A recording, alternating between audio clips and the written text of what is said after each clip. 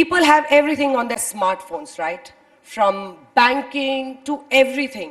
How does that make them vulnerable to any kind of, attack, as you call it? And because you're a data security company, cybersecurity organization, how does one prepare for that? How vulnerable does it make us in terms of our money, everything? Look, if you look at the last like 10, 15 years, the digital intensity of our lives have increased because we get up in the morning and look at the maps. That's how we drive to work.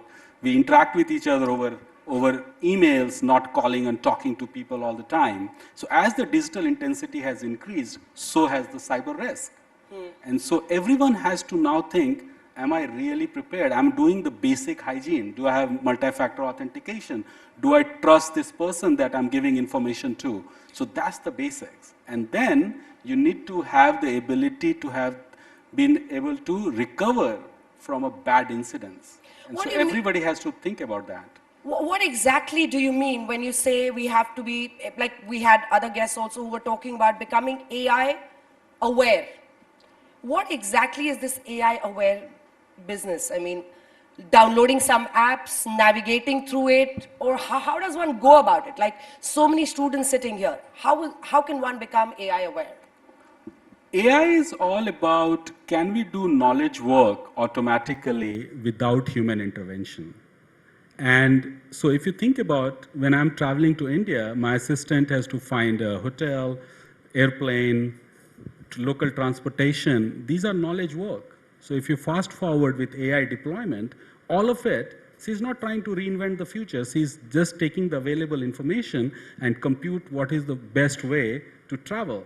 That AI can do. That is the knowledge work. So all of us have to think, what is our repetitive task, and can AI do that repetitive task and make local decisions without our intervention?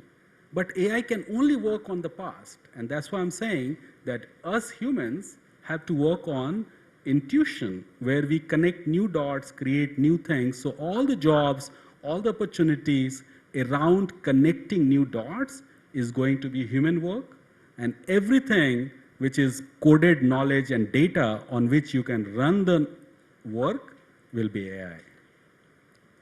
You've traveled from Madhepura to California, built this company of yours, and what is your basic background? If I'm a little... I'm an engineer turned venture capitalist turned entrepreneur. Wow, that's quite a journey. Very interesting. But I get messages from US, from my relatives who tell me that you've just been talking about this diabetes medicine, and is it really good? And I say, I have not done any such thing. I'm coming to the issue of deepfakes. How does one deal with that? I can't tell my own avatar's voiceover, like her voice, from mine.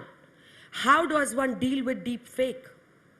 Look, AI-based attacks have gone beyond human comprehension.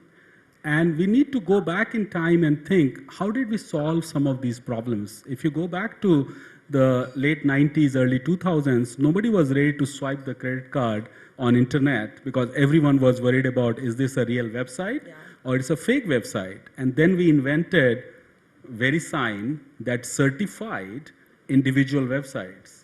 So you will see innovations around deepfake where you will have a certified AI persona interacting on digital media. Okay, and that certification is important for individuals. Absolutely, because otherwise how will I know that I'm interacting with Anjana digitally versus somebody impersonating Anjana from a remote country? Interestingly, I was at the summit yesterday and there were people who were coming up and asking me, are you Anjana or the AI Anjana? But how does India go ahead?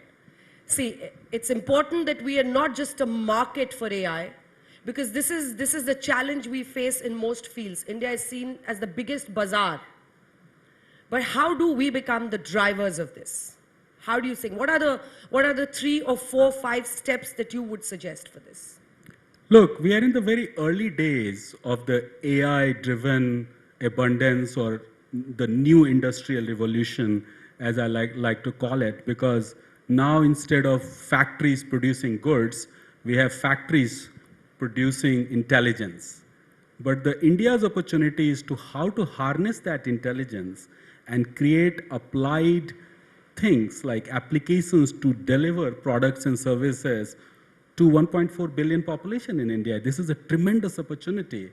If I look at my native state, Bihar, you have a large population that requires healthcare, education, understanding, reskilling, and AI could accelerate that journey of delivering healthcare, delivering education, retraining, enabling people to leapfrog into the AI economy even when they didn't take advantage of the digital economy, because now natural language is the way to interact with computer.